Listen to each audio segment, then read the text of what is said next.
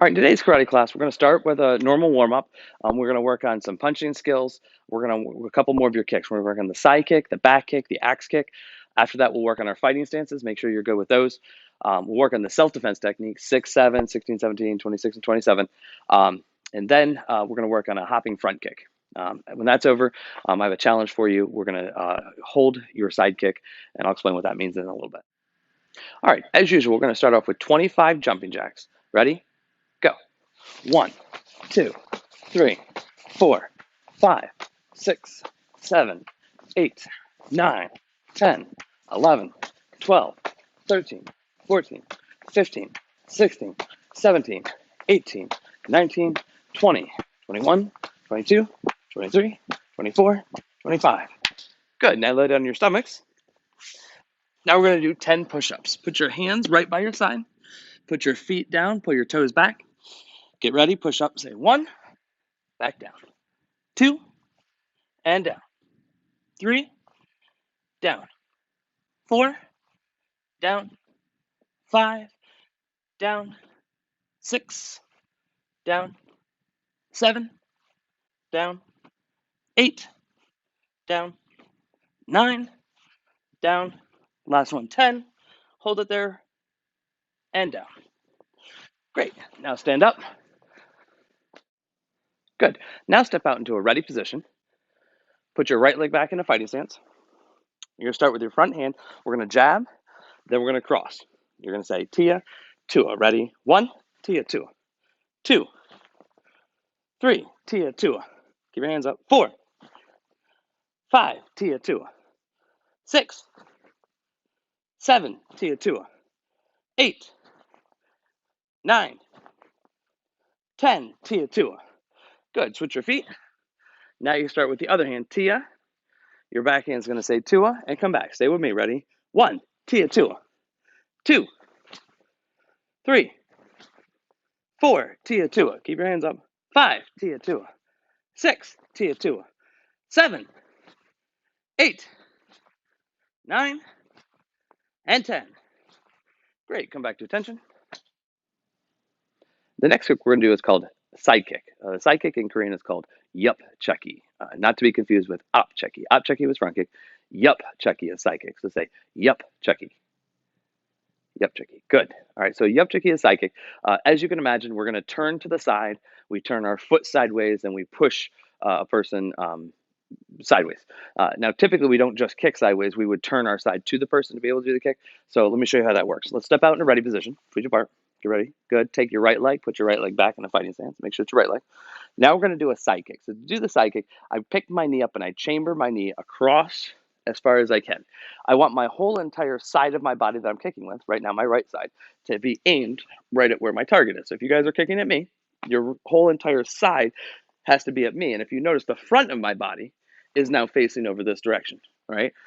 So we take our back leg, we pick our knee up, we come across. As soon as that's up, as soon as I get to that chamber position, I'm going to extend or kick before I retract and set down. So I bend my knee, kick, and then set down. All right. Now, on this one, it's really easy to take big steps. So let's make sure we take a small step. So let's try the other leg. Pick your back leg up. You're going to chamber across. Hold it there for a second. Good. Once we're there, you're going to hit with the bottom of your heel straight out, and then we set down. Good. Good. Now we're going to do the third one. All right. A little tiny bit faster, but make sure you have all the parts. Bend, kick, retract, and set down. Make sure it's a small step. And the last one more time, kick, Tia, just like that. Good. Now we're going to move back and go a little bit faster. One thing to remember is that you're not just swinging your leg up in place. You want to bend your knee and push away from you as hard as you can.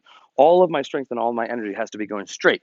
So I want you guys to kick right at me. Don't swing your leg across. Don't swing your leg up, which are two common mistakes people make. So you make your fighting stance, right leg back, a little stronger, bend your knee, and Tia. Good. Put your hands up. Tua. Remember, smaller steps. Tia. Good. Just because of spacing reason, that's all. Tua.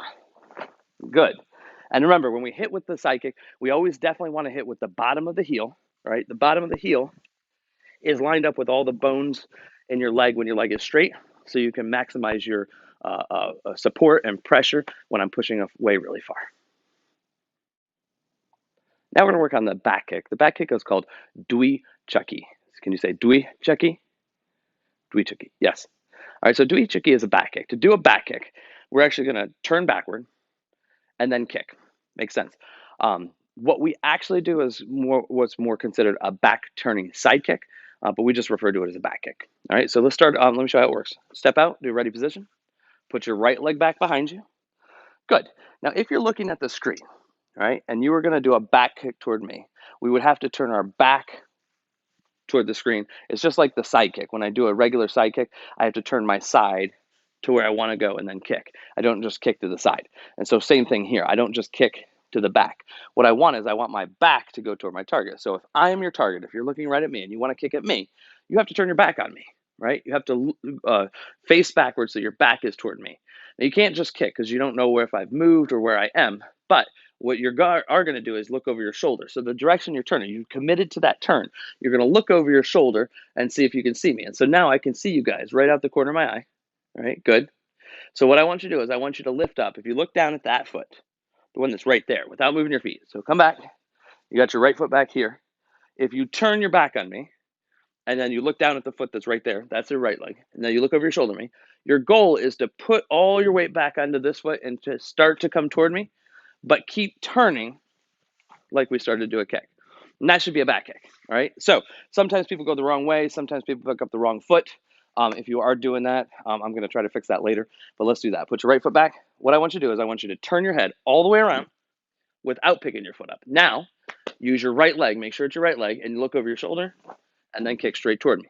The reason I call it a back turning side kick is because once I've turned all the way, and once I pick my knee up to kick, it's a chamber, just like we did for a side kick. So a regular side kick, I faced you, I pick my foot up and kick. A back leg is the same kick. I just look over my shoulder and kick. All right, so let's see if you can do that. Put your foot behind you. We're going to do the same kick 3 times. We're not going to switch feet. It's the right leg. All right, so put your right leg back, tap your right leg, stomp your right leg, put your hands up. Now look over your shoulder, kick with your right leg. Tia. Good. All right, put your foot back. Let's do another one. Look over your shoulder, come back, keep your feet down. Look over your shoulder. Now, you have to put your weight on your left foot, but keep turning, kick. That's number 2. Good. That's a big mistake a lot of people make is they forget to put their weight backward. What they'll do is they'll turn their body this way, but their weight's here. So then the only leg that makes sense for them to kick with is this foot because it's really light. This foot's heavy. I can't really pick this foot up well. Well, we have to come back to it that way because I'm going to turn at you. I'm going to kick at you, but I've turned my back. So now I have to push my back towards you. And once I do that, then I can kick at you just like that. Good. All right, so that was your 3rd try. Now let's switch your feet. Put your left foot back. All right, make sure your left foot is back. Now look over your shoulder. Put your weight backward toward the target, and then pick your foot up. Kick just like that.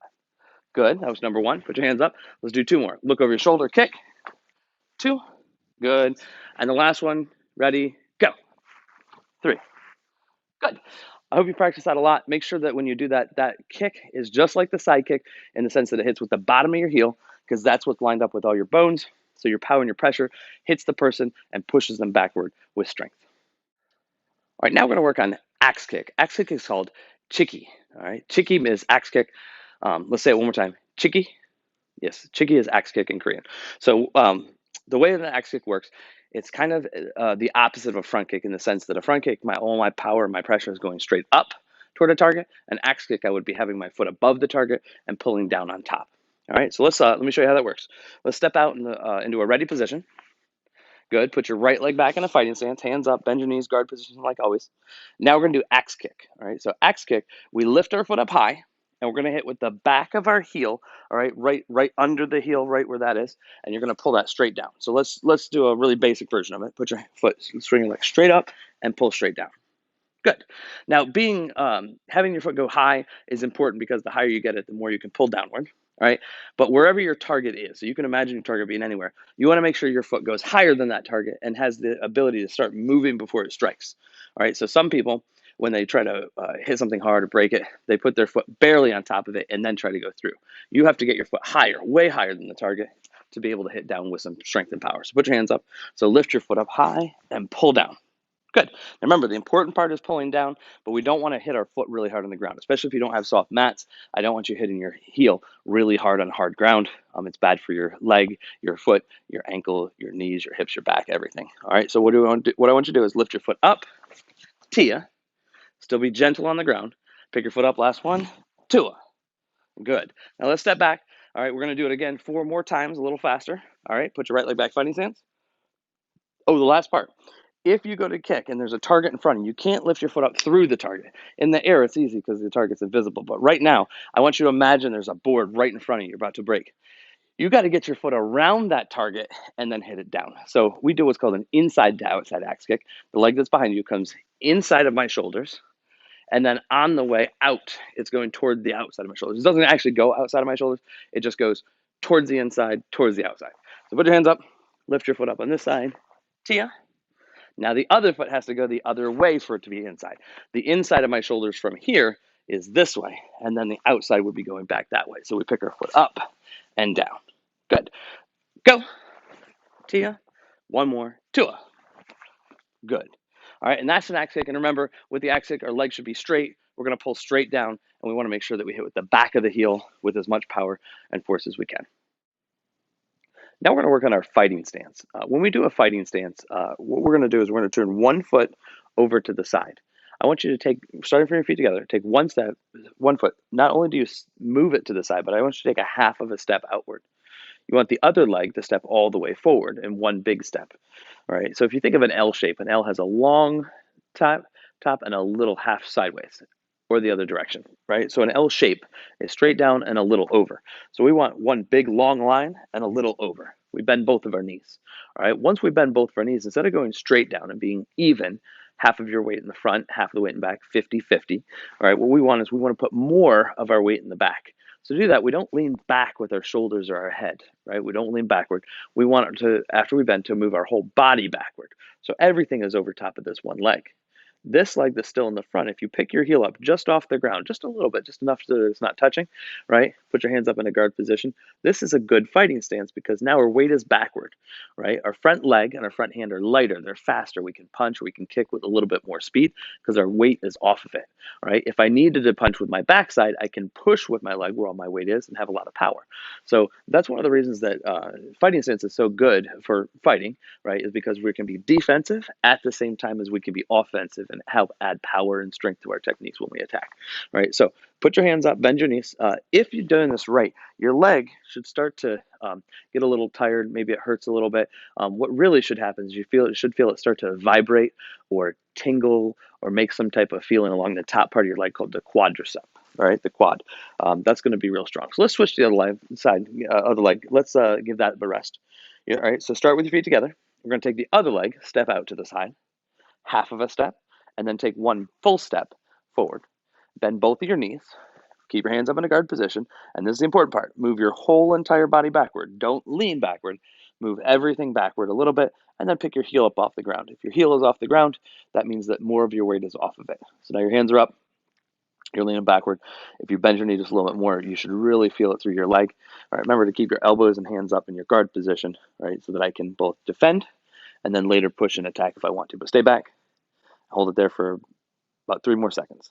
2, 1, good. Go back to ready position. So now we're going to talk about stepping forward in our fighting stance. So what we do is we turn our foot sideways, put your feet together, and then step into your fighting stance. When you step, don't push or lean forward because we don't want to put our weight or energy forward. That's for a front stance. Fighting stance, I want to stay backward. So as I go to step, you can pre-pivot your foot or you can pivot your foot as you step. For now, just for this demonstration, I want you to pre-pivot. I want you to turn your heel inward. Then I want your feet to come close together. Step forward. Here. Foot goes out a full step, a little over. And all your weight should now be on the back leg. So let's pre-pivot your foot. Turn your heel inward. Put your feet close together so all your weight has now transferred to this leg. As I step out into a fighting stance, the same thing. All my weight is still in the back leg. My heel is up. My hands are up, just like that. Let's do one more. Pre-pivot. Feet go together. Step forward the rest of the way. Hands up just like this. Now remember, your weight shouldn't be forward. It should be backward over top of that leg.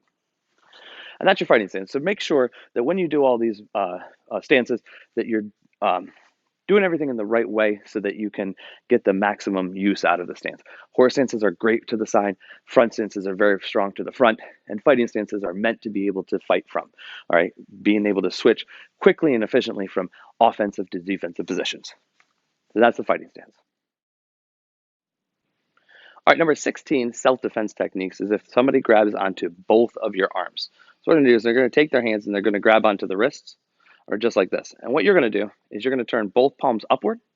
You're going to reach underneath and grab onto their hand. Right now, a lot of people are going to grab onto their own wrist because when you're doing this without a partner, right, it's really hard to imagine. But from here, you're going to turn both hands upward. One hand goes up a little higher, the other hand comes up underneath, and you're going to grab onto the person's hand. Now, it looks just like grabbing onto your own hand, twisting your hand in this way, but it's the other person's hand. So we start to twist. So once we latch onto the thumb and we start to twist, we can push with our thumb and keep twisting it. All right, once that happens, all right, and you go here, you should be able to fold your own hand out, grab onto their wrist, and continue to turn it sideways. So let's do it one more time. You're going to turn both hands up, one hand on top, one hand underneath. Immediately from there, I'm going to grab onto the thumb. I start to twist. Once I start to twist, I'm going to fold this hand out, break away from their grab onto the wrist, and continue to turn sideways. All right. If you need to take a step with it, it's a really good idea to take a step slightly outward so you can give them a little more pressure. Reach underneath, start to twist, fold it over, grab, and twist the rest of the way, all the way down to the ground. And then we could always reverse it, turn this hand up, this hand comes underneath, grab the wrist. As we start to peel it off, this hand folds out, grabs onto the hand, and continues to twist it that direction. Now we're going to work on number 17, self-defense techniques. Number 16, if you remember, was when the person grabs onto both of your hands in front of you. All right. Number 17 is when they grab both of your arms behind you. Right. Don't get it confused with number 8, which is where they pull your arm up. But number 17, right, is when both your arms are held behind you. So let's turn, face this way, and put your hands behind you. So the first thing we're going to do is we're going to open our hands up and we're going to keep our fingers tight, our thumbs down, right? And then I actually want you to step away from the person or to the side. And then you're going to lift your hands up like you're doing Pyeongan.